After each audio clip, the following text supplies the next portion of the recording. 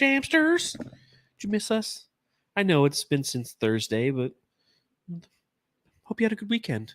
It's been a while. It's been a while since we've seen each other. Matthew, remember when I would start a podcast? I do. Yeah. Wasn't that 2 seasons ago, or was that just maybe a couple weeks ago? It was maybe a couple weeks ago. I gave up on singing songs, but it's been a while. It hasn't really been a while. It's been since Thursday, but sometimes it just feels like it's been a while since I held my head up high.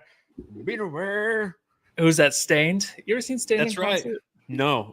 What's the? I heard it just sits down a lot. I hear that they're good. Are they good? I'm sure they sound good, but I heard he just sits down the whole time. But I'm sure he does. He released like a country album and everything, Aaron something or other. He's like, oh, I'm stained. But welcome, Jamsters. Hope you're doing all right, Matthew. I hope you're doing okay. Hope everyone is having a great little Monday evening out there. We are, I think. I don't know. Are you? Yeah. No, I'm doing good. A little tired, but I'm fine. Everyone's always tired, though, right? Well, that's good. I'm always tired. I just had a nice little dinner with a sandwich, some grape leaf. Don't even tell me it's sourdough. No sourdough. Sourdough? Oh. No. I had to buy a sandwich from Costco. It's like got down, sat on a bench. But yeah. I did go to Costco this last weekend, though. And did you buy anything? Or did you I bought a few things. I bought some pancake mix. But I felt like it was in the devil's armpit. I didn't like it too much. Like, you keep going back towards like the freezer section and all that shit. I'm like, where am I? It's just like really red, super dark. It's super busy. I felt very strange. You're a Sam's Club person though, so I am. That's why I love Costco. I hate I hate going out there and being there anything before 7 p.m. We went at 7 o'clock tonight. It was fantastic. But you guys aren't here to listen about mine and Matthew's Costco journeys. I couldn't think of a good word for journeys. Costco trips. I see a lot of the regulars in the chat. Thanks for hanging out. We got Sir Hamo. We got Creepy Crawley. We got Daniel Berry Sports Highlights. We got Juan Carlos Araneda. And we got David Yolovitz joining us live. So good evening. Appreciate everyone who's hanging out with us. If you happen to be doing so on the YouTube, make sure you hit the subscribe button. That's all I'm asking. You don't have to click like. Click down like if you want. Go for it. And then click like. If you're listening to us at a later time, give us a 5-star review or don't. Just enjoy the podcast. This is going to be an interesting one because we are once again stepping into the trade machine. This time we're talking about Nasir Little. It's the fourth one of these we've done. Kevin Durant, Devin Booker, Yusuf Nurkic, and now Nasir Little. So we're going to crack open that machine and see what kind of things come out the other side. Just like I'm cracking open this Hefeweizen from Edelweiss Beer Garden. Oh, which, by the way, I went to the Edelweiss Beer Garden right down the street here. It's fucking amazing. There's a German restaurant like down the street. I've lived next to. I lived here for 5 years. Never went to it. It's amazing, dude. That's awesome. Yeah, Shan said there was good beers, good big beers, huh? Good huge beers, big pretzels, some Jaeger Schnitzel, and it was best so pretzels good. In the world, right here in Phoenix, Arizona. That's right. You go all over the world, come right back to Phoenix. Best pretzels on the planet. But let's pop into this one, shall we not, Jamsters?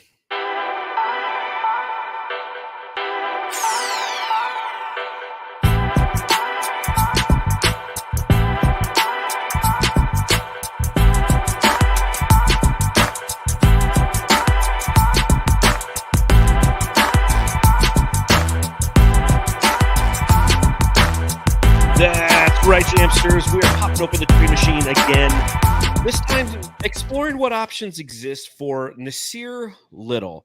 Nasir Little obviously came over in the DeAndre Ayton trade to the Portland Trailblazers after spending his first 3 seasons with Portland. I believe it was 3 seasons. If it wasn't 3 seasons, and I don't have his statistics in front of me right at this moment, somebody will let me know in the chat either now or later. I always love the people who comment on YouTube and they comment along as the thing's happening. It's like, dude, that was wrong. And then 10 minutes later we answer and they're like, okay, it was right. So thank you to everybody who comments on the chat and watches the show at a later time. But it brings me to my first question when we talk about Nasir Little and the trade machine.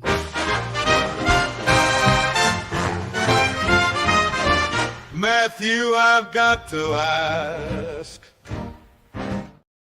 So, Matthew, I got to ask, as you were going through the trade machine and trying to piece together puzzles around Nasir Little, what was the emotion you were feeling? Like, what was your conclusion after everything's said and done? Like, let's start at the end, Pulp Fiction style.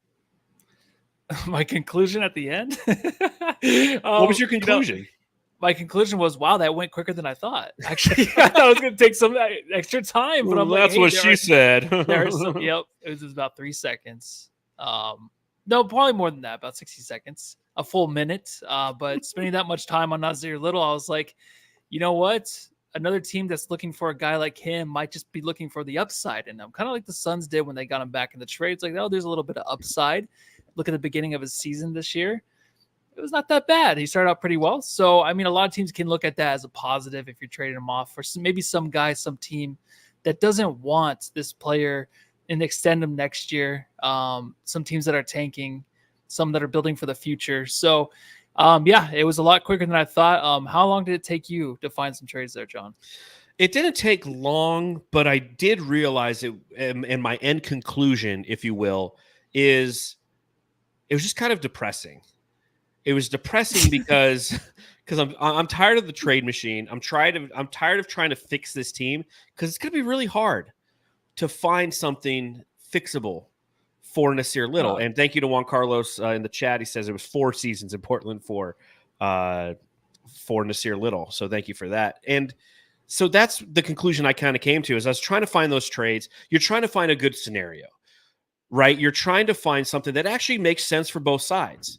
And that's really hard because of the specifics behind who and what Nasir Little is and what his contract details are. But let's talk about this past season when it comes to Nasir Little, right? As I mentioned, came over in the trade for DeAndre, and he was an ancillary piece, right? The big piece is Nurkic. The secondary piece is Grayson Allen. Nasir Little was kind of the upside play who didn't necessarily have a long history of being healthy or necessarily being productive. 2 seasons ago, 2021-22, he played 23 games in which he started for Portland. He 42 total, again, not a full season because he couldn't stay uninjured. But that was his highest point total, 9.8 points per game that year, and never really showcased in his time there that he could be a 3-point guy. Right. So his first 4 seasons, his first 4 seasons with the Portland Trailblazers, he's a 33.5% 3-point shooter coming over. Somebody who had a lot of upside while he was at the University of North Carolina, never really came to fruition in the NBA. Go back to that trade. What were your initial thoughts in receiving Nasir Little onto the Phoenix Suns? Oh, I had no idea what we were getting. I mean, the deep dive I put into the Nasir Little piece I released last week for Brightside is the same. Yeah. Maybe that a little bit less than that. Going into this season with him, I think he was definitely a guy. If you were like, hey, can you just work on your 3? He's a guy that can maybe stay on the floor. So maybe I was like, he can come into the season. Maybe he has an improved 3, but that wasn't the case. There were a few games here or there where he hit a big 3, but he just wasn't consistent enough where you can leave him, kind of like a Josh Okogie. But you did feel like his defense and just hearing good things about him. It's always a plus, but just knowing that he just has not had the opportunity to because of injuries and stuff and not playing more than, I think, 54 games in one season. That's the highest total, having injury problems in his collegiate career. So it's there. His attitude's there. It's just he has a confidence, but he just could not remain on the floor. So you're just kind of hoping, kind of like some of these guys where we get them like a Yusuf Nurkic, where you're just like, if he can stay on the floor, maybe there's something there. Yusuf Nurkic did, but his game was, of course, more well-developed, and he had the rebounding, the defense at times, the offensive, the passing and all that. But Nasir just did not have enough in his arsenal to really remain on the floor. Yeah, I really like what David says in the chat. He says, Nasir isn't great at anything, not a specialist at all. Not D, not boards, not shooting. He does possess basketball skills and definitely athleticism.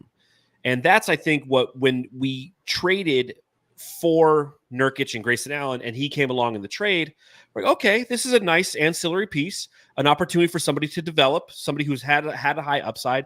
Heck, this could be the place in which he could grow and he could prosper. And I'm still not against that, I would say. As I was going through these trades, which we'll get into momentarily, I wasn't against holding on to Nasir Little because of those characteristics. But you have to give him some runway. You have to give him an opportunity to do so. And he has to prove that he can do so, and he can stay healthy enough to do so. Therein lies the challenge. Couple with the fact that he's got a contract that is, in my opinion, very unfavorable for a mid-level contract guy. And it's simply due to not the price tag, but the length of the remaining aspects of the deal. So let's get into some of the specifics as it comes to Nasir Little. Nas. Nasty Nas, what square dance with me? I'm sorry, that is still like one of my favorite drops, dude. It just reminded me too. Who was it? Eric Gordon? You never updated, or Yes, who was it that's that you correct. never updated? Was Eric he Gordon. was always on the Clippers. Yes, all the drops start off in the preseason with the previous highlights, and as the season progresses with them wearing Suns gear, I update those video highlights to reflect them. I never did for Eric Gordon. If I was to play that drop for you right now, which I'm not going to, it is all Clippers highlights. Seeing that one, Nasty Nas, you got a little Nas in there, you got a little Eminem. By the way, did you hear Eminem's new song come out, Houdini? No, I did hear he came out with a song though. It's fucking amazing, dude. Is it good? Oh yeah, I'm a fan. I'm a big Eminem Yeah, guy. Like it you sounds are, sounds a lot like, you know, his third album, the Eminem Show type of vibe Does to it. it? I Oh. enjoyed it. That's his best album, right? Or did you like another one? I feel like Marshall you liked Mathers another LP album. was my favorite. Okay. One. This is his second one and his first one. They were life changing due to the time in which they came out and where I was. Yeah. And the music, the state of the music at that time in high school. It was just a bunch of pop crap. And all of a sudden Eminem comes in, just, you know, dropping bombs. He's So, still doing it, man. Well, still good for doing it, him. man. 51 years old. He'll be 52 on October 17th. Wow. Fun facts. Nasir Little. Great drop. Let's talk about his statistics this year. He 3 years, 21-6 left on his contract. Now, that's not a horrible contract. But as we will talk about, when we talk about how we're going to talk about Nasir's market, it's not necessarily something that opposing teams are going to welcome. You're going to, if you're navigating contracts, you want to get off players, not get on them, if you will. You want to get off somebody who's got a $6.5 million is the net value of his contract next year. You don't want to gain that knowing that you still have to pay him $700 or $7.25 million next season and then $7.75 million the last year of his contract. He got a good deal when he was in Portland. They liked the upside. They had the money to spend. They brought him they extended that contract, and then they traded it to us, and now it is our headache to deal with. But you look at last season, 45 games played. He had 2 starts, 3.4 points per game, and that's it.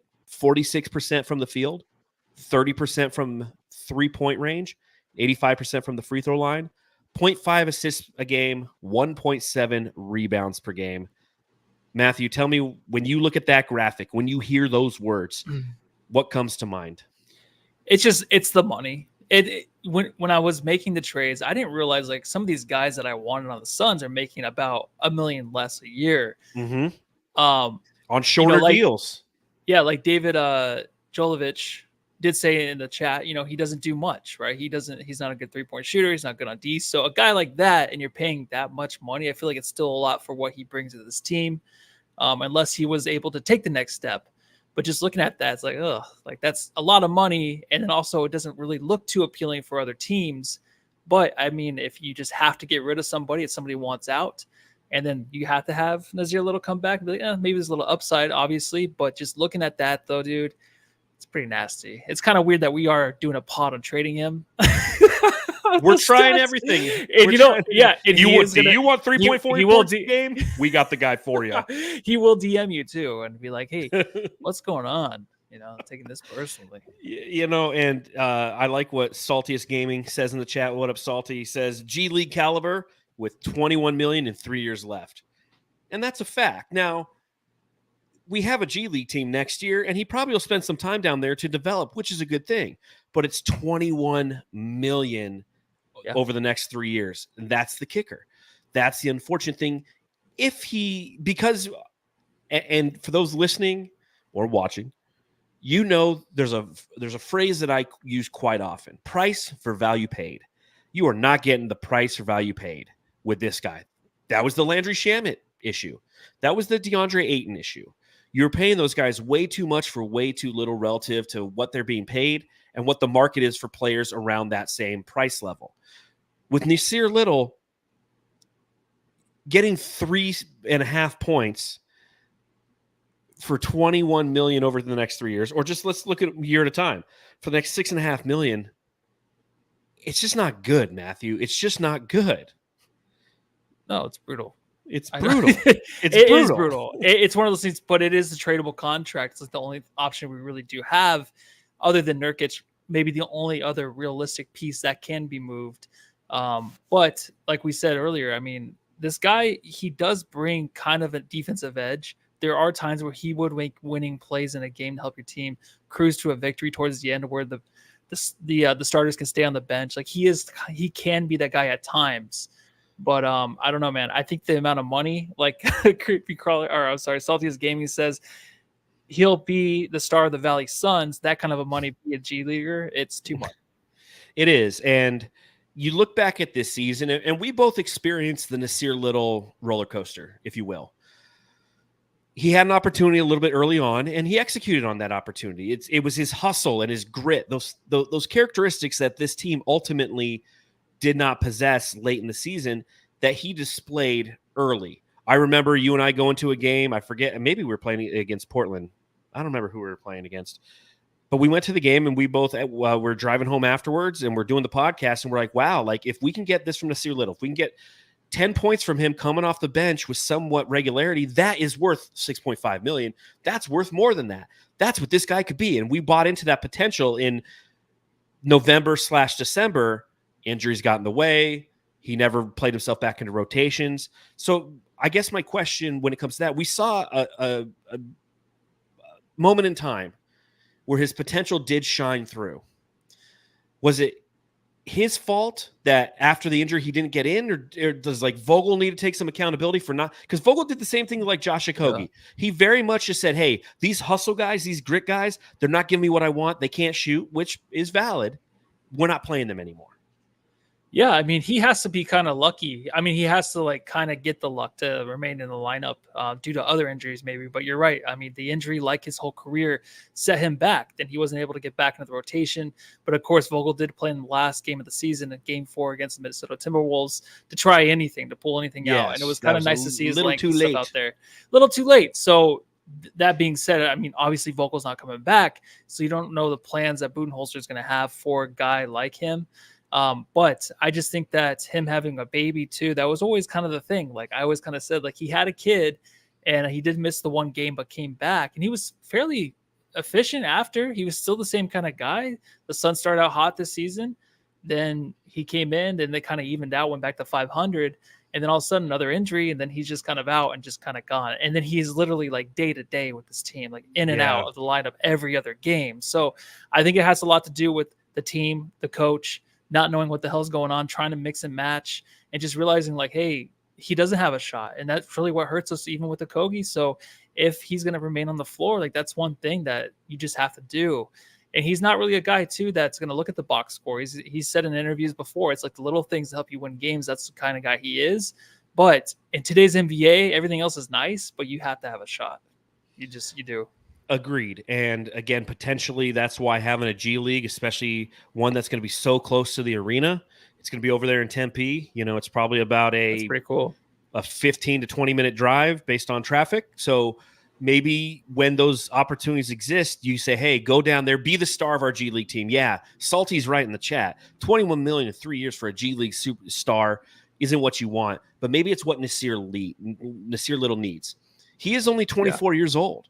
There still is some opportunity for him to grow as an NBA player, hopefully to fine-tune a shot, and to utilize that athleticism to be a productive member of this team who could potentially be a rotational player, maybe not in the playoffs, but you need him to be a rotational. For 6'5" on this roster, you need him to be a rotational player during the regular season, at very least, because that's when you're doing the 10, 11-man rotations, and you need to have somebody who can come in, give you 15 to 20 minutes, put, anywhere between 6 to 12 points on the reg, and be somebody who isn't a liability on defense, which, again, he has the abilities to do these kind of things. We just didn't see it with any consistency. So I'm very interested to see how the Suns utilize him next season, if he's here next season. Because, again, ladies and gents, this is the Nasir Little trade machine. So we are going to be dishing him different places. So we'll kick up that trade machine in just a moment. One thing to remind everybody when it comes to Nasir Little's contract, if you take a look at his annual average salary, okay, again, 3 years, 21, it comes out to, doing the math, $7 million. So who is in that price range relative to forwards in the league? Okay, if you were to filter just forwards on Spot Track, he's the 76th highest paid forward in the entire league. So he's down there. Who's around him? Well, just above him at $7.5 million is Bilal Coulibaly from Washington. Just below him at $6.8 million is Jarace Walker on Indiana, Jayshawn Tate from Houston, Caleb Martin from Miami, Kenrich Williams from OKC.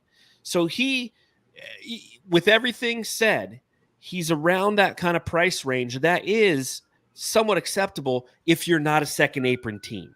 If you're not a team that is going to be very constrained relative to how you can operate, you need to do something with this contract. And I think that that's one of those things that we tried to do when we navigated our trade. So should we get into the trades, Matthew? Should we hop into the trade machine? Yeah, we've been hyping this thing up, and everyone's at the edge of their seats. And now I think we can get started. Huh? Here we go. I'm surprised I don't have a drop for the trade machine. So, Matthew, you have the first trade machine trade. Why don't you tell the Jamsters a little bit about what you did here? If anybody has or listened to this podcast or watched us for the last 4 years, I'm always big guy. Almost 5 years. I'm always a big guy of not bringing anybody back. That was here before. But when you're sifting through the teams and seeing who's available, this one is Nasir Little going over to the Chicago Bulls in return for Javon Carter. He has a 2-year, $6.5 million. So the only reasoning for this is he was loved. He was a fan favorite here. Obviously, he brings a lot of defense. He does have a 3-point shot. So I feel like you're getting a lot more back than Nasir Little. But that's the thing is, if Javon Carter is going to get some time played here as a backup 2 guard, then it's obviously a win for the Suns. But the thing is, I don't know how much time he would get, but he's had some big seasons without the Suns already this in his career, and he does work hard. He's always a guy that's believed in this team when he was here. He's definitely a team player. Players love him. So I just think it's a definite positive for the Suns to get him back. Whether the Bulls will give him up for Nasir Little, I don't know about that. I do like this trade, and I agree with you. This is not a podcast where we generally sit around and talk about days of once upon a time and say, you know what, we need to bring back that player. And if we do, we generally say, stop, don't do it. But this is a much different team and organization than when Javon Carter left. Javon Carter, member of the 2021 team that went to the finals, that lost to Mike Budenholzer, then played for Mike Budenholzer the next season in Milwaukee, right? So it is somebody who Budenholzer knows.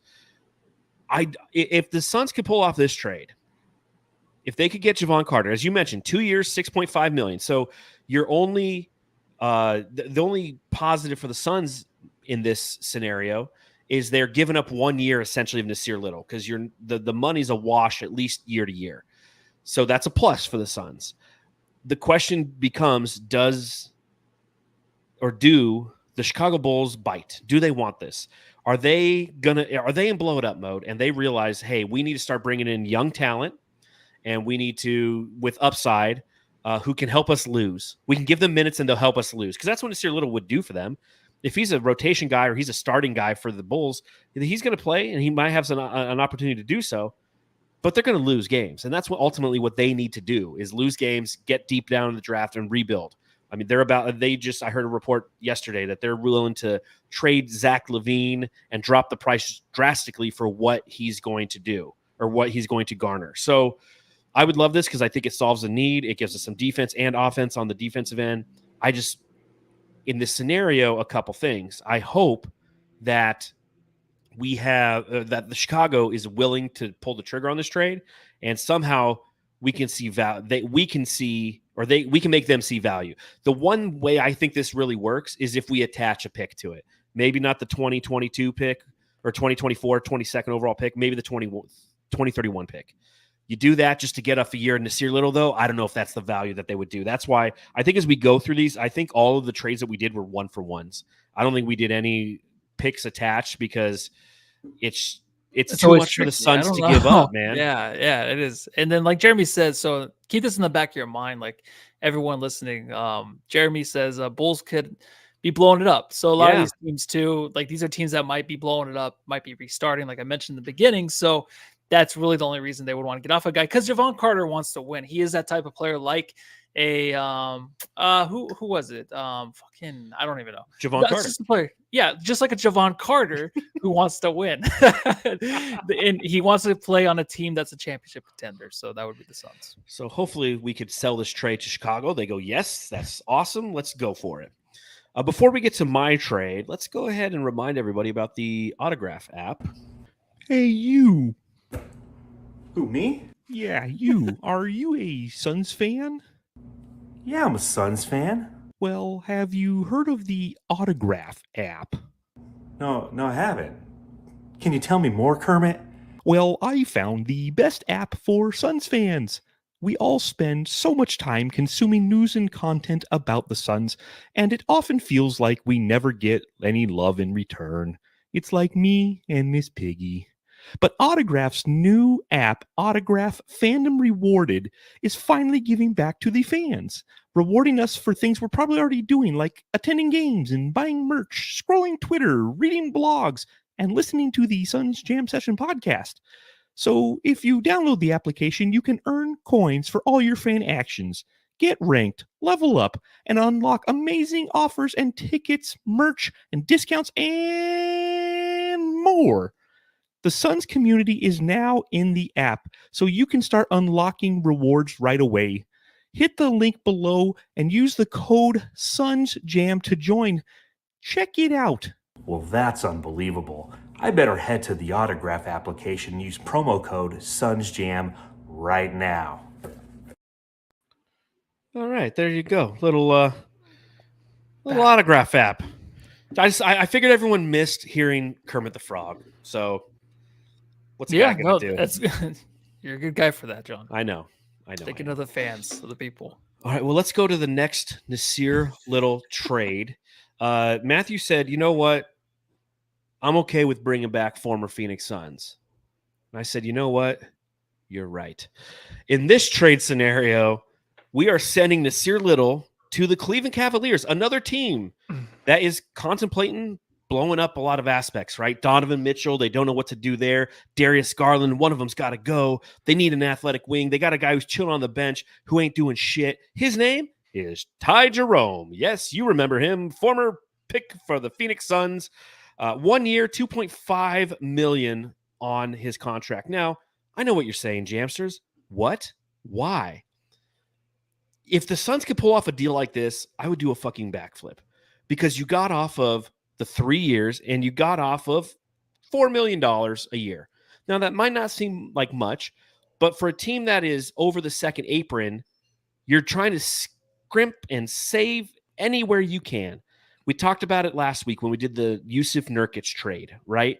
If they would trade Yusuf Nurkic and downgrade a lot of that salary, going from $18 million down to $6 million, well, then you do a trade like this, then boom, all of a sudden you're under the second apron. Now you have a little bit more flexibility to operate as a team. So if you start the season under the second apron, you start as a first apron team, you might end up going back over the second apron, but you're not going to have all the restrictions as they imply at the beginning of the season. So that's why I say, bring back one of the TIE fighters. Bring back Ty Jerome. I love it. I love the small amount of money up there in the top right corner. Also, just really good. I do not live in Chernobyl, so if anybody's wondering that, What? It's all super yellowish green behind me. It looks like I live in Chernobyl. But I do like this trade. Obviously, you're trying to get underneath the second apron, and this is the extra piece to do that. So I love it, man. Yeah, and it's a guy that we're not going to really play Nasir Little. So, and Enrico brings up a good point. Gilbert hates Ishbia. Why would he agree to this?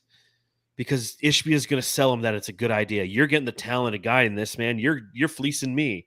Talk to my agent. This is a good question by Saltiest Gaming in the chat. Will teams still tank with the new lottery rules? Detroit had the worst record and got the 5th pick. I don't think that they'll tank per se, but they will blow it up in an opportunity to get in the draft, because you don't have to tank to be the worst team. You just got to tank to be one of the worst teams. You can jump up 10 spots in the draft like Atlanta did. You can do what the New Orleans Pelicans did the year that the Suns should have at least gotten John Morant, right? Losing still has a benefit. It just does. You just don't know how it's less defined what that benefit will be, right? Yeah, you have to think about it as to how bad you've been as a franchise. Do you have any stars? And where are you going in the future? And they will help you out. The NBA lottery is definitely fixed. So if you've already had your number one pick, you already had a star within the last 2 years or so, and you're making decent money selling out your arena, then you're not going to get anything. And I think just losing in the NBA is a lot easier nowadays because these guys are very, very delicate. And if other teams are winning and you're on a losing streak, no one's going to pick them up, not even a coach. So no one wants to fucking win if you're on a losing streak. So I don't know. There you go. It is all fixed. We know it. You know it. And now to Matthew's next offering, next gander at the trade machine. If you liked former Phoenix Suns, Matthew's got another one for you. Yeah. I don't think he played a lick of minutes, did he? I think he played maybe 5 minutes in the playoffs. I think he was in there a few times. Let our listeners know who he is. Well, he's the man, the myth, the legend, Jalen Smith from the from the Indiana Pacers. 1 year, $5.4 million. We do need size. We do need length. We need a little bit of defense down there. So maybe he can help out with that. But he's obviously a guy who's kind of fell into a bench role, being maybe the 9th or 10th guy off the bench. So you're not getting much back, but you are only getting the 1 year with him. And he was definitely a fan favorite, right? No, he wasn't really anything. But I think it would actually bring back bad. Yes, I know. It would bring back bad memories, and it would not be good for the fans, but good for the organization, I think. I had to go way back into the annals of Suns Jam session history for this. Stitch Report.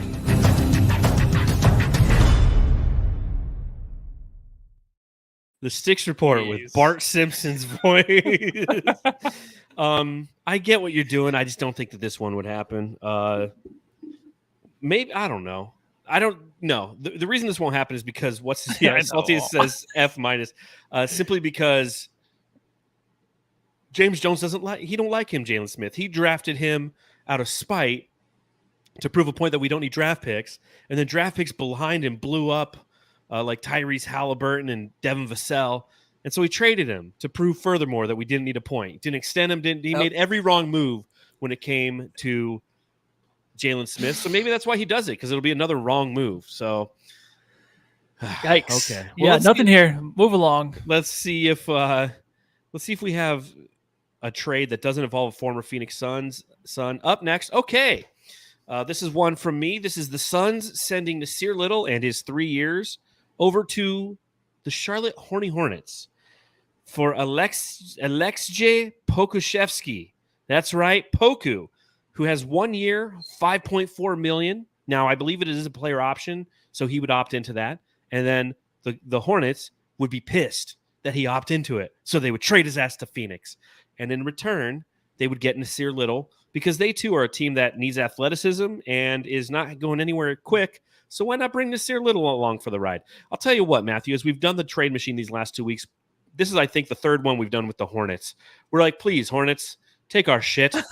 Yeah, I know. They're always the first team I eye. Definitely when we're doing the trades. Poku. So I haven't bought a jersey in a long time. It's been a while. So the Valley Suns Poku jersey would be definitely something hot to wear, dude, because that is definitely a G League star right there in the making. But yeah, you don't get anything back. He's had his time, he had his shine, and there's not little left to offer from the guy. You're not going to get much. Even I kind of gave up on him. Yeah, and Matthew was one of the biggest Poku defenders. Now, what I will say, he's 7 feet tall. He's 22 years old. Like, the book isn't shut on Poku. I think that he comes from an unfortunate set of circumstances, right? Playing at OKC, he kind of got his run. His rookie season had 45 games, 28 started, 8.2 points. Field goal percentage really low, though. Very skinny, couldn't finish through any of the contact. Horrible three-point shooter. In fact, he's a career 30.4 three-point shooter. And then as time progressed in OKC, the talent that they developed there. They drafted Chet. Jalen Williams turned out to be a stud. Jalen Williams, J-Dub, coming off the bench, he was a stud. Whiteside. No, Kassan. Oh, what's his last name? He's a rookie, but he's good too. They have a bunch of talent, and he was kind of like, I guess the best comp for Poku. He's kind of like Nerlens Noel, right? Nerlens Noel was taken by Philly because that was going to be the start of the process, and 2 years later they draft Joel Embiid and restart the process again. That's kind of what happened to Poku. I still think and Nerlens Noel was a serviceable Kason Wallace. Thank you, Jeremy, in the chat. He was a serviceable player in the NBA for quite some time. So Poku potentially could be the thing. If you can get off the Little contract, bring in Poku, fuck, I'll watch him for a year point and 5.4 mil. And like you said, throw him down to Valley Suns, man. We'll go there. We'll be front row, be like Poku, and he'll still be sitting on the bench. You know, it's nice we have a G League team. So I listen to Deuce and Mo a lot, and they are actually the play-by-play people for the G League team out in Sacramento. I'm like, oh, that'd be awesome for John and I, because they're kind of like us in a way where they kind of, but they're definitely more experienced. But they've been doing it for a long time, and I'm like, oh, maybe they do play-by-play, dude. You'd be a perfect play-by-play guy. I'll just be the color guy. No, I'd be much better color. No, play-by-play, it's just not everybody's John Bloom. I don't want to do that. Not everybody's John Bloom. Well, it'd be so difficult. Excuse me. Yeah, difficult's a thing. You're constantly talking, and I stumble over my words, and I like to use the F word. So,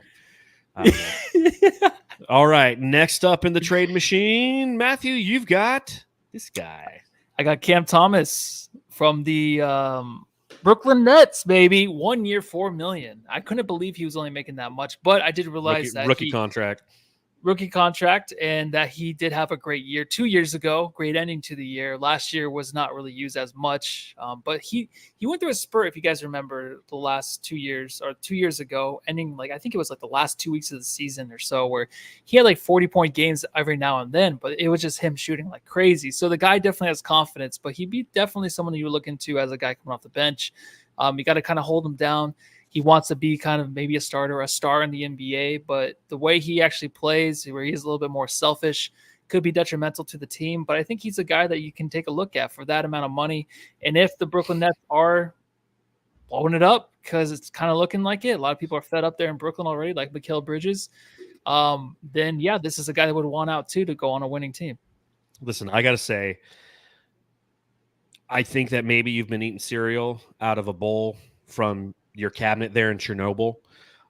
You have a little radiation poison, because there's no way that the Nets would do this. It would be fantastic if somehow, some way, but this is truly a pipe dream, because this is a team and an organization that is looking for guidance, looking for direction. And Cam Thomas is somebody who has been a microwave for them. We know, because we've played against him, and we've seen his abilities.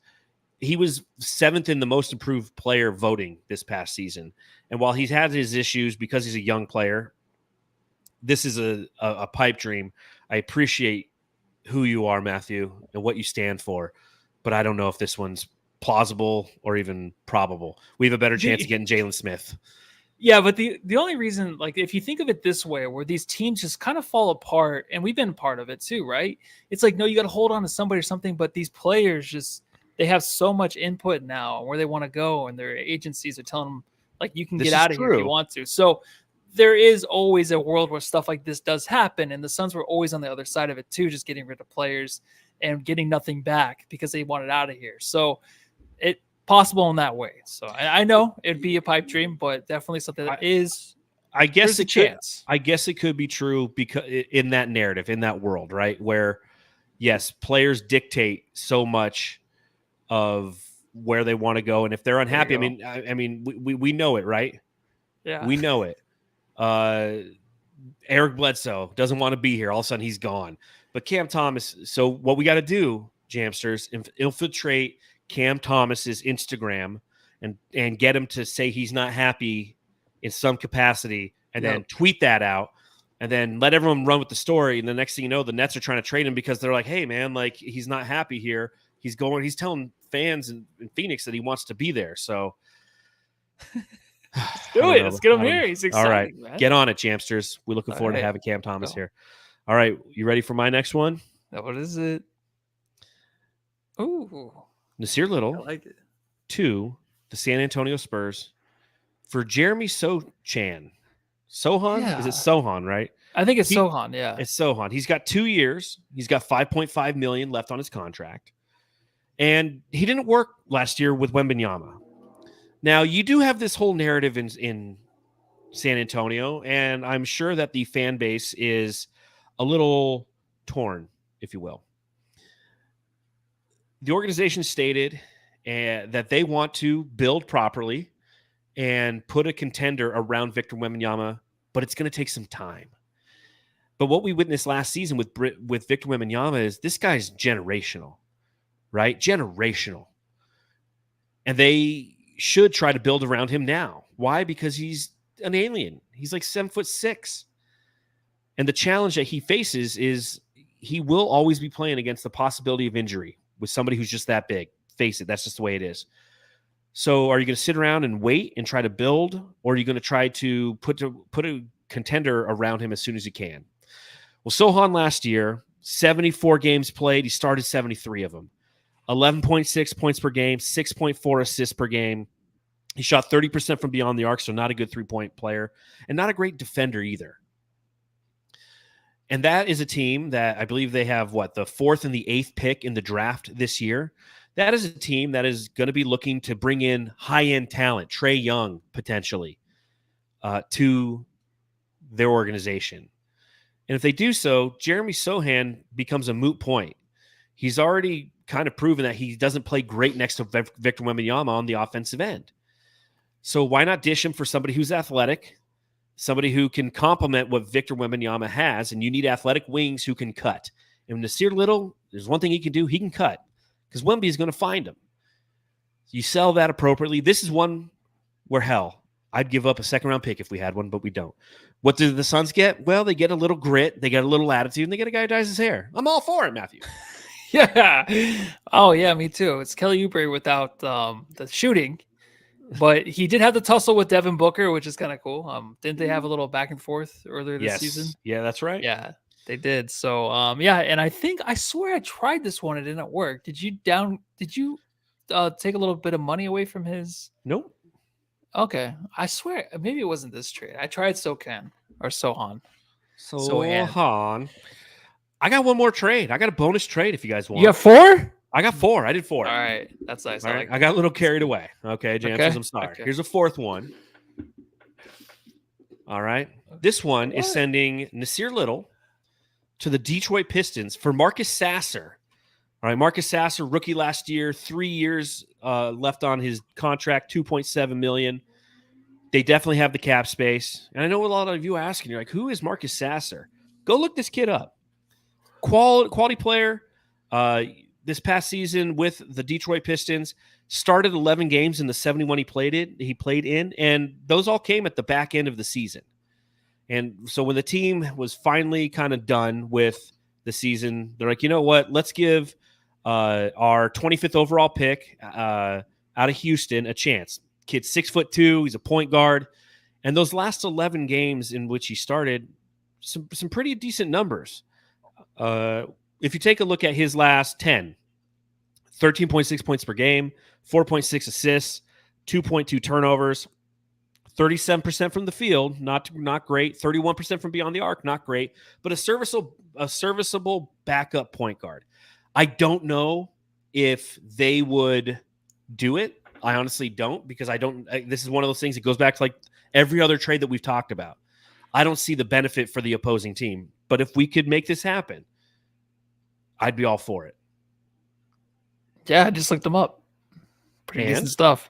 Yeah. Good. Yeah, I noticed the stats towards the end. I just didn't know who he was at all. And then I started looking up Little Mermaid eels because Nasir Little looks like him. So he does.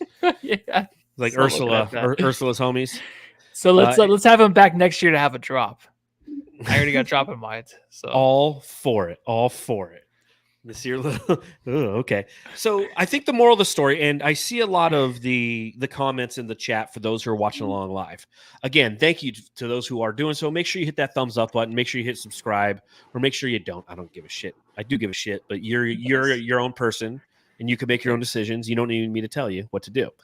But a lot of you were saying, why would that team do that? Not going to happen.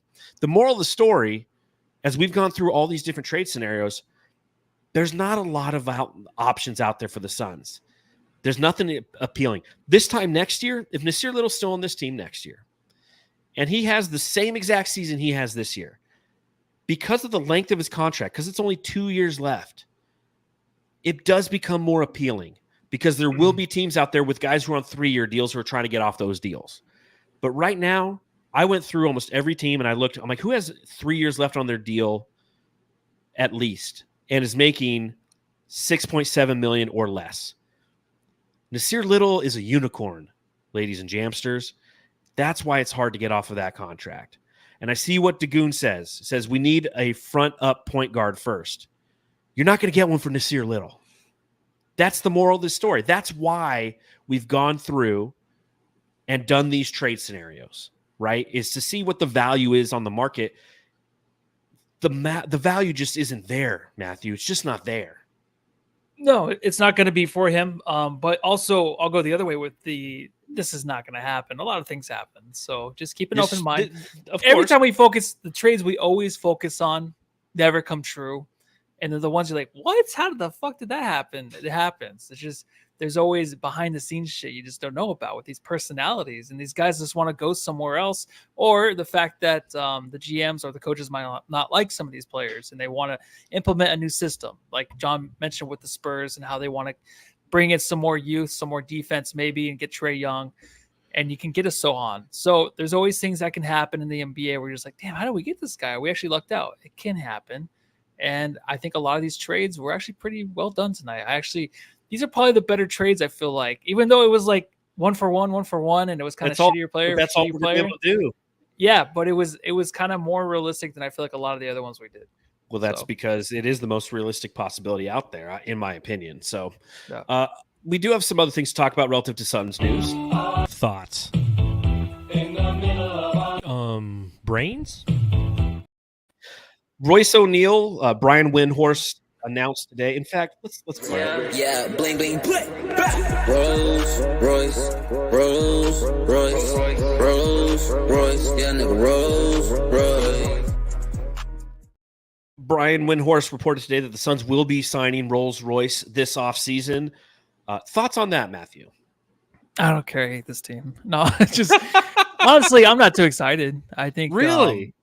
Yeah, I think he was good. I think he was really good, but I really just thought it was being one of those players that we get midway through the season, and then he's just kind of gone after the season. Plus his comments of just like, I don't know, I'm going to see what else is out there. Didn't seem like he wanted to be back, but that could have been a Frank Vogel thing too. So he knows his team's going in a different direction, so that's probably why he wants to stay. I do like him. I think any player that just reminds me of that team and how he just poorly performed in the playoffs, like a lot of the other players, just kind of upset me a little bit, but good to have him back. What do you think? I know you like it, right? I think it's an A+ move, not because of the player of who he is and what his potential can be and all that stuff. I mean, he's a 30-year-old player, a 3-and-D guy. Again, we go back to some of those characteristics that this team was missing, right? Toughness and grit. He's great in that capacity. A poor perimeter defender, but a great defender when people start to drive on him. I mean, I went over all the advanced statistics at a previous time. Maybe it was when I was doing an end-of-year review on him. I don't recall. But, yeah, he was very poor in the perimeter. But if you drove on him, he's got those quick hands. He get the steals. He could hit the 3-ball. I definitely like what he brings to the team. But what I also like is the fact that if you could re-sign him, and he's got bird rights, so the Suns can go over their salary cap and sign him probably to something similar to what they signed Grayson Allen for, he then becomes a trade chip if need be, to where you can take that contract 6 months after, I think it's 6 months after it happened. So if we were to sign him in free agency at the beginning of the year, I think it's like January 15th or December 15th. One of the two dates is when he becomes eligible to be traded. But based on the state of the team at the time, you trade him and you get 2 ancillary pieces or a 1-for-1 where it's somebody who meets a need at the time. So I think that you have to hold on to those players right now. He does give you value. He does add a 6th member to this team. You got Bradley Beal, Kevin Durant, Devin Booker, Grayson Allen, Yusuf Nurkic, and Royce O'Neal. That's a solid 6 players. Did they underperform last year? Yes. Were there attitude and effort issues? Yes. But hopefully there's development, there's learning from it, and there's a team that's better. And I think that you look at the Dallas Mavericks and you see what they've done this year, and you see who they were this time last year, a team that missed the play-in, and they re-huddled, re-attacked, reassessed, and came back and are now in the NBA Finals. Now, granted, there were moves along the way that allowed them to get there by getting P.J. Washington and Daniel Gafford and whatnot, but still, they put themselves in a position to do that, and they maintained their core. That's where the Suns have to be looking if they want to get to the promised land, to make the next step. I think a Rolls-Royce addition is fantastic in my opinion. Yeah, I know. I mean, it is kind of sucky to look at what the Dallas Mavericks did too, because they made all the right moves. It was nice to get Royce because he did perform so well towards the end of the season too, so you did have a lot more hope into the postseason. But this was a year definitely to forget, and I think he could play a better role. And I know he only shot 36%. Thank you, David Rolovich. But he can maybe improve on that. He can be more of an asset for us, obviously, like you said, trading him away if we need to midway through next year. But the way the Suns team is they're kind of being put together now, and we're just probably going to be a few more trades here or there. Who knows, especially with Vucevic, with oh my gosh, in the pod, Nurkic. Maybe a trade with him. You kind of have your guys now. I think the fact that we haven't talked about the Caitlin Clark stuff yet. I'm just joking. We can talk about that if you want. What is going on? It's like, no, I'm okay with the Royce O'Neal thing. I'm fine. I don't care right now. Is that okay to say? Is it okay to say I just don't 100%. care? It's June 3rd, man. It's June 3rd. Like, who gives a shit? Yeah. I will say he shot 36.7% with the Suns last year. He's a career 38.1% three-point shooter. I'm just saying, like, his worst year ever was his rookie year when he was 35.6. So he's a 3-and-D guy through and through. I just think it's a great move. Caitlin Clark, what do you want to talk about?